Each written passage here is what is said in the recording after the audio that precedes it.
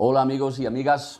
I have heard some good news that the city is starting to take the bicycle seriously as transport, and there are conversations about bicycle infrastructure in order to make that happen effectively and efficiently. This is good news. To be honest, it's a little bit late compared to many other places in the world, but it's happening, and that is just a good thing. So I'm sitting here thinking, I'm really hoping that you're going to do it well. Coming from Denmark, where we have been planning for bicycles for over 100 years, we have the world's first separated bicycle facility here in 1892. We were the first place in the world to physically separate cyclists from the motorized traffic and the pedestrians in 1915. We have done nothing ever since but continue to plan for bicycles and to test all of the different infrastructure and establish what is carved in stone, best practice bicycle infrastructure. All of this is open source. We've done all the hard work through generations, and it makes it incredibly easy for me as an urban planner to implement these solutions in cities around the world. There's nothing Danish about this. This is just Homo sapiens on bicycles as an efficient and effective transport form in any city on the planet. Now, I've also heard talk of putting bikes down the middle of the street.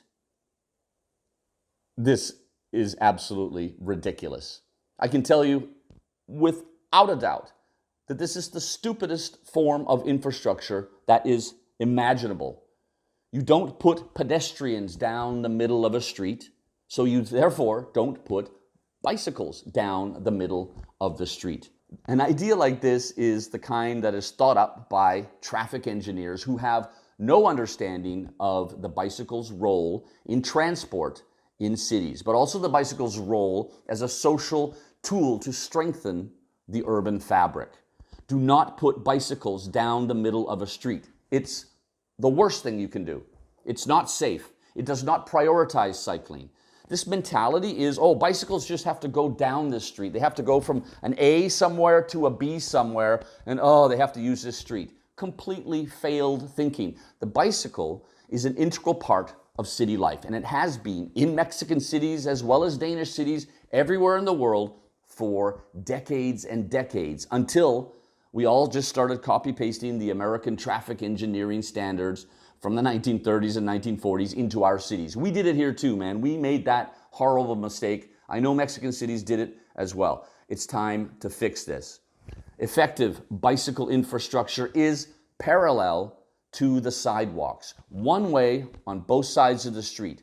You reallocate that urban space. You take it away from cars and redemocratize it and give it over to the citizens who are riding bicycles today, but also the citizens who could be riding a bicycle if you've actually made it safe by designing well. And I estimate that in any city in the world, doesn't matter how cold, how hot, how hilly, how flat, there are about 25% of the population who are ready to ride a bike for transport in a city, combining it with public transport or doing the A to B journey on bicycles. Massive potential for reducing congestion, for improving public health. My God, that is so important in our societies where we suffer so much from epidemics like obesity, heart disease, and diabetes. The bicycle is the pill that you take to solve so many of these urban problems and societal problems that we have. It is all carved in stone. There is no need to try and reinvent the wheel. It's already there, it's round, and it's been rolling for over 100 years. So please, as you're planning this bicycle infrastructure, listen to the best practice. Be that city in Mexico that just copy-pastes all the good designs into your city in an effective, cohesive, coherent network. And man, it's going to benefit your citizens and your city and your urban life, but you will be absolutely famous in Mexico, man. The rest of the Mexican cities, even Mexico City, which is doing a lot of good things in my mind, they'll be coming knocking on your door, asking you how you did it. Then you have cities like Monterrey, oh my God, the Houston of the South. You know, they're going to be coming going, oh, please help us, because we made so many more mistakes than most other Mexican cities did, man. So you're going to be literally a leader in Mexico, in your entire region, in North America, South and Central America, if you do it right. Man, we need leadership. So please design properly. Like I said, all of this is carved in stone. I have the book here, Copenhagenized, the definitive guide to global bicycle urbanism. I'm sorry it's not in Spanish just yet, but it's there in English, and all of the information we need is in there.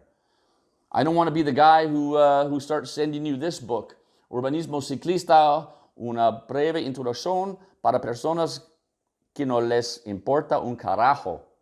You don't want to be the person who gets this book, right?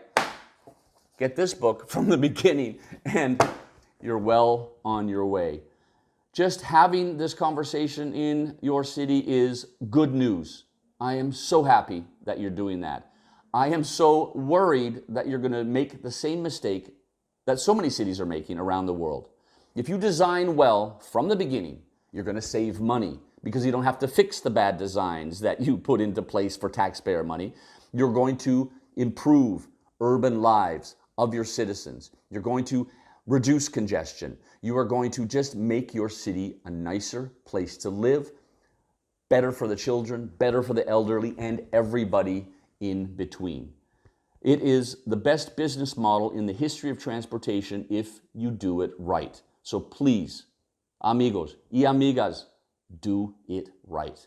Move into the 21st century.